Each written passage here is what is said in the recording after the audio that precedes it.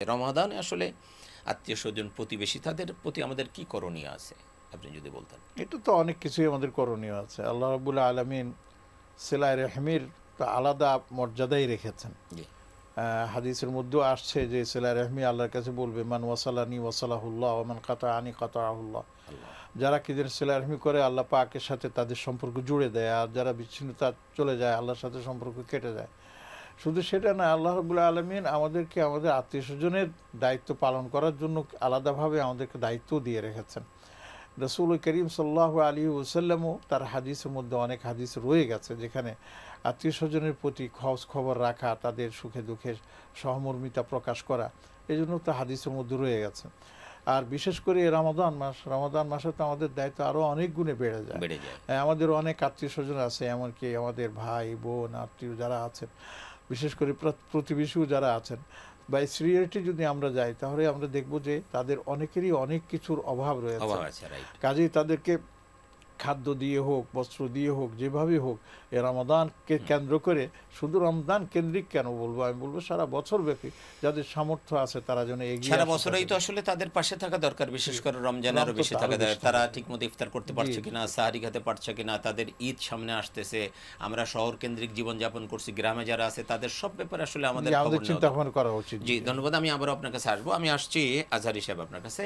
আল্লাহ রাব্বুল আলামিন যে আত্মীয়দের দায়িত্ব আমাদের উপরে দিয়েছেন, আল্লাহর হাবিব সাল্লাল্লাহু আলাইহি ওয়াসাল্লাম বলেছেন লা ইয়াদখুলুল জান্নাতা কাতিউ রাহমিন, আত্মীয়তার সম্পর্ক ছিন্নকারী জান্নাতেই প্রবেশ করবে না। কি মারাত্মক কথা।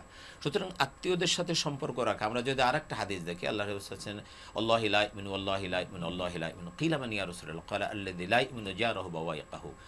আল্লাহর কসম ওই ব্যক্তি মুমিন নয়, আল্লাহর কসম ওই ব্যক্তি মুমিন নয়, আল্লাহর কসম ওই ব্যক্তি মুমিন নয়। রাসূল সাল্লাল্লাহু আলাইহি ওয়াসাল্লাম তিনবার কসম করে বলছেন। সাহাবারা ভীত হয়ে গেলেন, বললেন ইয়া রাসূলুল্লাহ কোন সে ব্যক্তি? তিনি বললেন যার অনিষ্ট থেকে তার প্রতিবেশী নিরাপদ নয়। তাহলে প্রতিবেশীদের উপর আমাদের করণীয় অনেক কিছু আছে, আত্মীয়দের সাথে আছে। আপনি এই দুইটা হাদিস নিয়ে যদি একটু কথা বলতেন।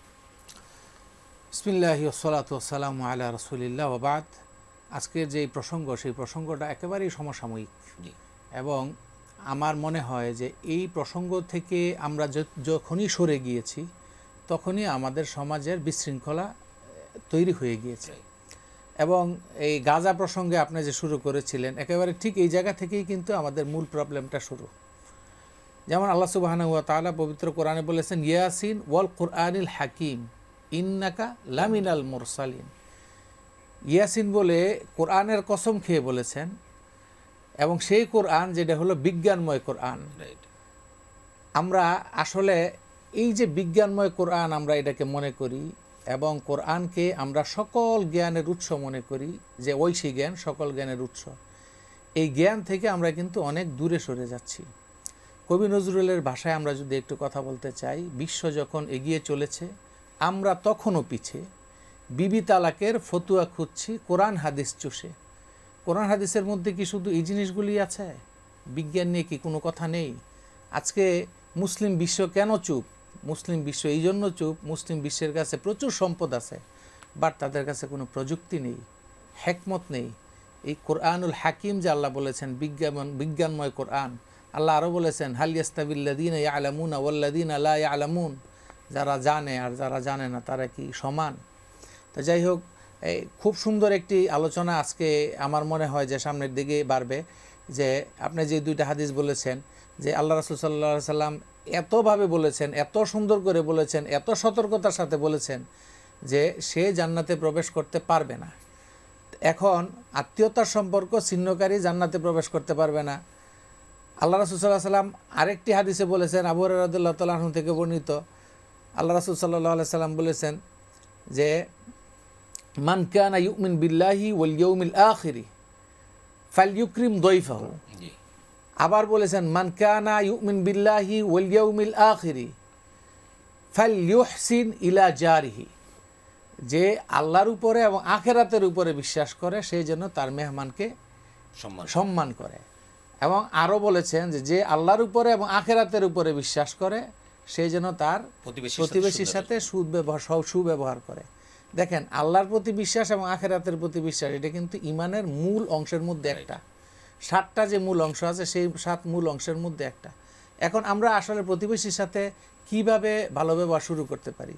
সেই জন্য আল্লাহ রাসূল সাল্লাল্লাহু আলাইহি ওয়াসাল্লাম কিন্তু সেটাও শিখিয়ে দিয়েছেন। মুসলিম শরীফের একেবারে সহিহ হাদিস, লিল মুসলিমি আলাল মুসলিমি সিত্তু খিসাল, 6টি অধিকারের কথা আপনি বলছিলেন। জি, সেই 6টি অধিকার দেখেন কত চমৎকার।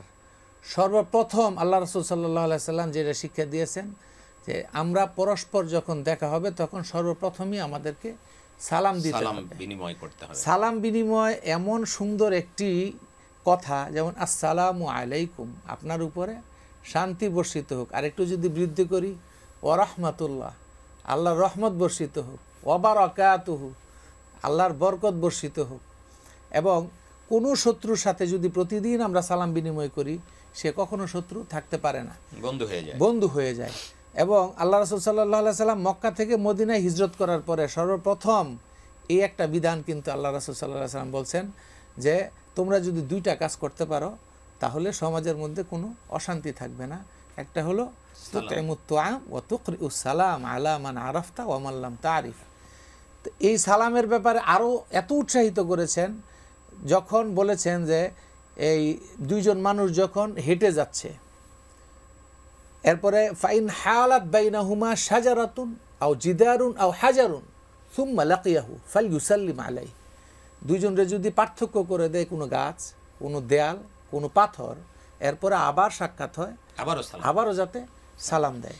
এবং সালামের মধ্যে কিন্তু এই সালাম দেওয়া, কে কাকে সালাম দেবে, ইউসাল্লিমুস সগীর আলাল কাবীর ওয়াল মারু আলাল মাশি, এভাবে কিন্তু এগুলি শিক্ষা দিয়েছে।